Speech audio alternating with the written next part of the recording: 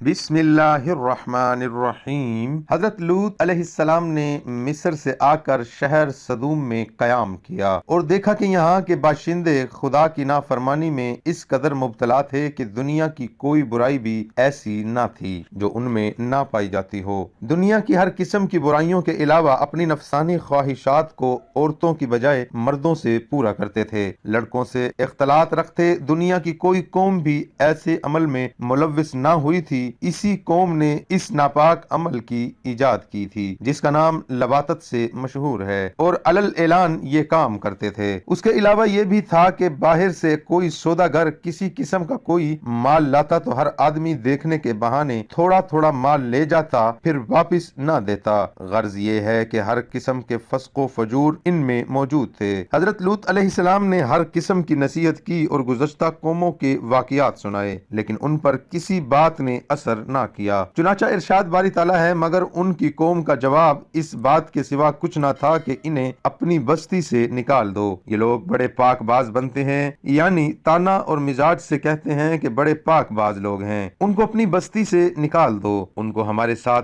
क्या वास्ता है। हजरत लूत अलैहिस्सलाम ने फरमाया, ऐ बदबख्तो, तुम्हारे घरों में मेरी बेटियां मौजूद हैं। वो खुदा ने जायज तरीके से तुम्हारी ख्वाहिशात के लिए तुम्हारी रफीका हयात बनाई हैं। इस बदफाली से और बदअमली से बाज आ जाओ। मगर उन्होंने कहा कि तुम बड़े पाक बाज बनते हो तो हम तुम्हें अपनी बस्ती से निकाल देंगे। हजरत लूत अलैहिस्सलाम की तमाम तर कोशिशों का कुछ असर न हुआ और कौम गुस्से में आकर कहने लगी कि ए लूत, तू अपनी नसीहतें खत्म कर। अगर हमारे इन अमाल से खुदा नाराज होता है तो जिस अजाब से हमें डराता है वो अजाब ला कर दिखा। तो बार बार हमें डराता है। अगर तू अपनी कौम में सच्चा है तो फिर हमारा और तुम्हारा फैसला हो जाना चाहिए। उधर ये हो रहा था, उधर हजरत इब्राहिम अलैहिस्सलाम जंगल में सैर कर रहे थे। उन्होंने देखा कि 3 आदमी सामने खड़े हैं। चूंकि हजरत इब्राहिम अलैहिस्सलाम बहुत मेहमान नवाज थे, इसलिए उनको अपने साथ घर ले आए और जल्दी से एक बछड़ा ज़िबा किया और भून कर इनके तिक्के बनाए और मेहमानों के आगे रखे। जब उन्होंने खाने से इनकार कर दिया तो हजरत इब्राहिम अलैहिस्सलाम समझे कि ये कोई दुश्मन है। दिल में कुछ परेशान हुए। जब मेहमानों ने हजरत इब्राहिम अलैहिस्सलाम का इज़्तिराब देखा तो हंस कर कहा कि घबराएं नहीं, हम खुदा के फरिश्ते हैं, कौम लूत की तबाही के लिए सदूम जा रहे हैं। हजरत इब्राहिम अलैहिस्सलाम ने दिल की रक्कत के साथ फरिश्तों से कहा, वहाँ हजरत लूत अलैह और इनके अहलो अयाल हैं। फरिश्ते हजरत इब्राहिम अलैहिस्सलाम से रुखसत होकर सदूम शहर पहुंचे और हजरत लूत अलैहिस्सलाम के घर में मेहमान हुए। फरिश्ते नहायत खूबसूरत और नौजवान लड़कों की शक्ल में थे।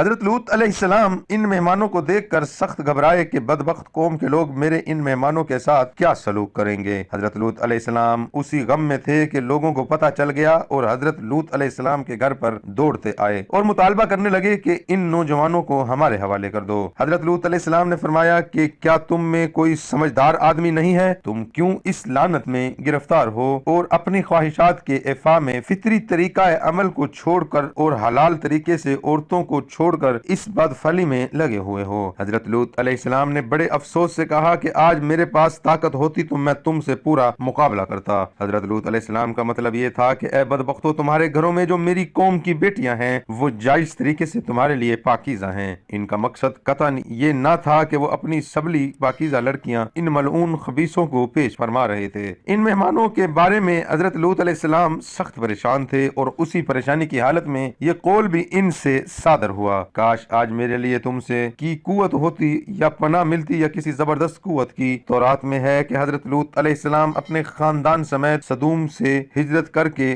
जोगर या जगर की बस्ती में चले गए जो सदूम से करीब थी। आफ्ताब निकलने के बाद जब उन्होंने सदूम की तरफ देखा तो वहाँ हलाकत बर्बादी के सिवा कुछ न था। हजरत लूत अलैहिस्सलाम सगर को भी छोड़कर करीब एक पहाड़ी पर जाकर आबाद हो गए और अमनो अमान से वहाँ रहने लगे और वहीं इनका इंतकाल हुआ। बाज रिवायात में है कि कफार ने हजरत लूत अलैहिस्सलाम को पत्थर मारकर जख्मी कर दिया था और दरवाजा तोड़कर फरिश्तों तक पहुंच गए थे तो उनको खुदा ने अंधा कर दिया। फिर उन्होंने तौबा की तो बसारत दोबारा लौट आई, लेकिन फिर उन्होंने बुरा इरादा किया तो इनके बदन खुश्क हो गए। फिर उन्होंने तौबा की और हजरत लूत अलैहिस्सलाम ने भी दुआ की तो फिर ठीक हो गए और भागकर अपने घरों में चले गए और कहने लगे कि हजरत लूत अलैहिस्सलाम के घर में कोई जादूगर है। इसी तरह वो गफलत की नींद में थे कि सुबह हजरत जिब्राइल अलैहिस्सलाम ने इनके शहर के नीचे से अपना पर लगा کر شہر کو اٹھا کر آسمان کی طرف لے گئے، پھر شہر کو الٹ دیا اور دریا سے نیچے کر دیا اور پھر پتھروں کی بارش کر دی۔ آخر عذاب کا وقت آ پہنچا۔ ابتدا شب ہوئی تو فرشتوں کے اشارے پر حضرت لوط علیہ السلام اپنے خاندان سمیت دوسری جانب سے نکل کر شہر سدوم سے رخصت ہو گئے، لیکن ان کی بیوی نے رفاقت سے